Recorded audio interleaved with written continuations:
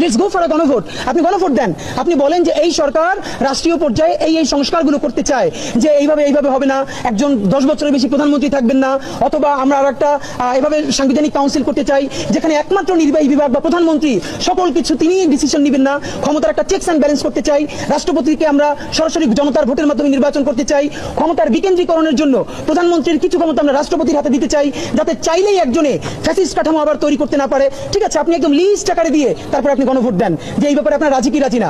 Either আপনি political পার্টিসগুলোকে রাজি করান, তারা যদি রাজি না হয় আপনার দায়বদ্ধতা রাজনৈতিক দলের কাছে না। তো আমি আফসোস, আমরা শতবার বলেছি, এই যে প্রধান উপদেষ্টা অথবা জাতীয় ঐক্য মতের যে কমিশনটা হয়েছে তারা বারবার রাজনৈতিক দলগুলোর সাথে বসছে।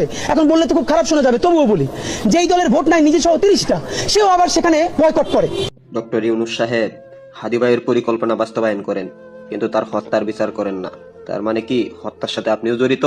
হত্যা করে ভুল করেছেন, পরিকল্পনা বাস্তবায়ন করে সেই ভুলের মাসুল দিতে চাচ্ছেন? এটা কোনোদিনও সম্ভব না।